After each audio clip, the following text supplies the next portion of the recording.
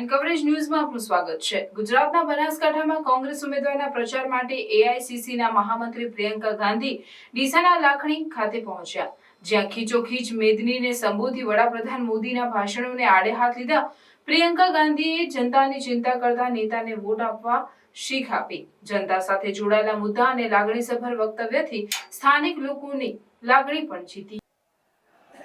प्रियंका जी तुम आगे बढ़ो, प्रियंका जी तुम संघर्ष करो।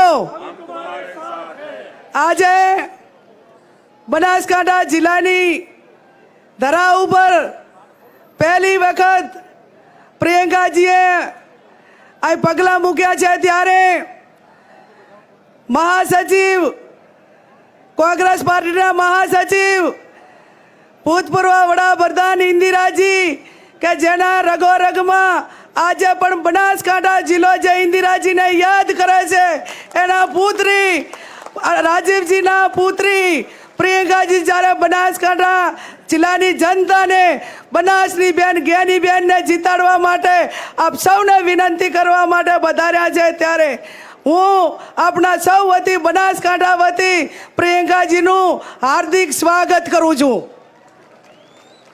गुजरात प्रदेश कांग्रेस समिति वरिष्ठ अपना प्रदेश प्रमुख शक्तिसिंह जी गोहिल, वरिष्ठ धारासभ्यों, अपना कांग्रेस पार्टी आगेवानो, वडीलो, युवान भाईओ अने समग्र बनासकांठा जिल्लाना खूणे खूणेथी पधारेला मारा कांग्रेसना रा नवगढ़ जेवा सौ वडीलो, युवान भाईओ अने बहनों, आज हूँ तमारा बधा वती प्रियंकाजी ने खातरी आपू छूं અને એમને કહું છું કે આ બનાસકાંઠા જિલ્લો છે કે તમારા પિતાશ્રીએ ત્રણ દુષ્કાળ પડ્યા હતા, ત્યારે ગામડે ગામડે ફરીને ગાયોને શેરડી ખવડાવી હતી, અછતના કામો કરાવ્યા હતા, ખેડૂતોને વીજળી આપી હતી, શિક્ષણની વ્યવસ્થા કરી હતી।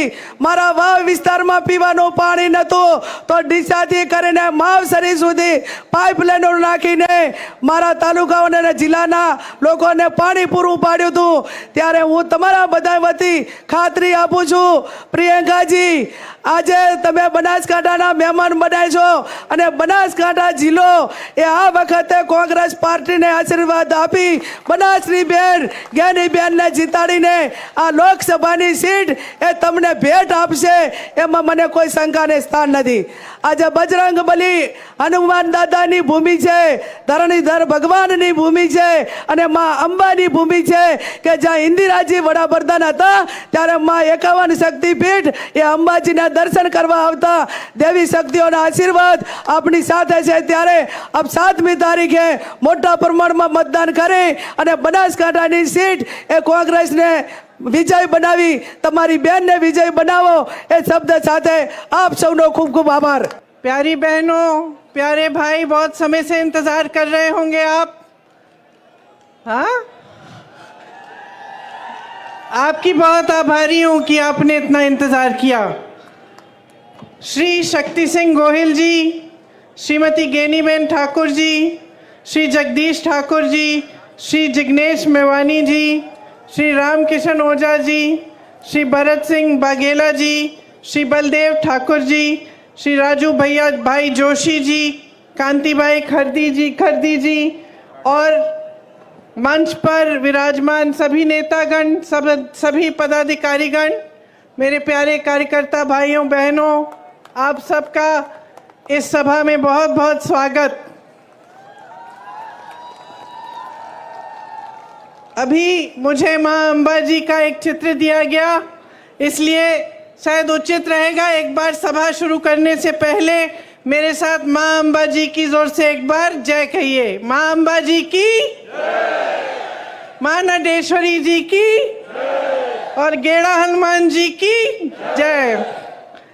देखिए, ये गुजरात की धरती है, यहाँ से इस दुनिया के सबसे शायद इस पूरी हमारी जो पीढ़ी है और इससे पहले की पीढ़ियाँ, उसमें शायद दुनिया की सबसे महान हस्ती आपने गुजरात ने इस दुनिया को दी।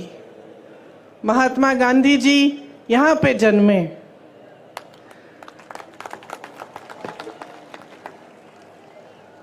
श्री सरदार पटेल जी भी गुजरात के ही पुत्र थे। वीर रणछोड़ रबाड़ी जी भी इसी धरती के थे। ये सारे महापुरुष किस लिए लड़े?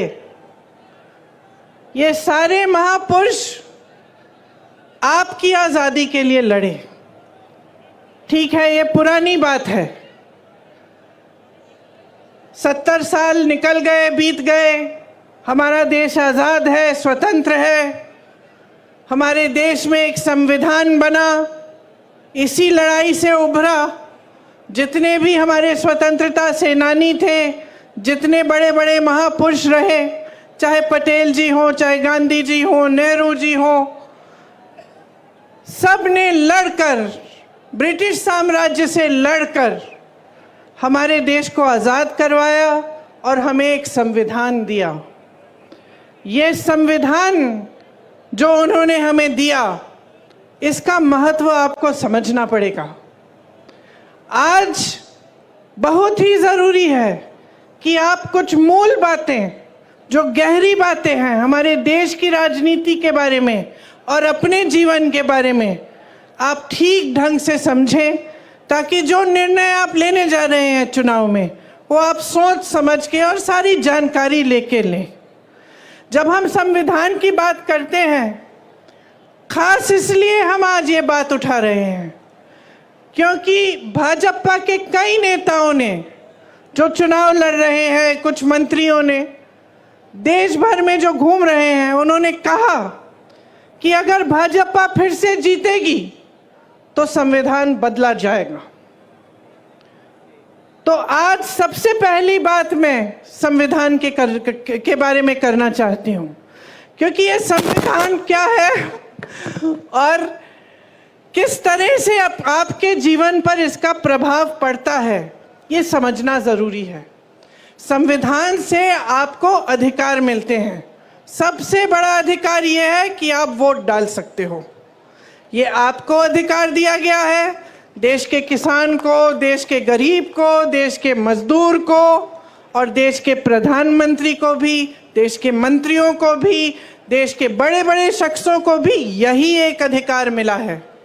मतलब सबका एक समान अधिकार है। जितना आपकी वोट में शक्ति है, उतनी शक्ति उनके वोट में है। उनकी वोट में आपसे ज़्यादा शक्ति नहीं है। देश में जितने भी देशवासी हैं, उनका एक समान अधिकार ये वोट है। ये वोट संविधान ने दिया है आपको। आरक्षण भी संविधान ने दिए हैं आपको। तो जो आरक्षण का अधिकार है कि किसी समुदाय को या किसी जाति को अगर लगता है कि ठीक ढंग से मौके नहीं मिल रहे हैं, काफ़ी सालों से उनके साथ अत्याचार हुआ है या शोषण हुआ है, तो संविधान कहता है कि आपको कुछ अधिकार मिलने चाहिए और आपको आरक्षण मिलना चाहिए।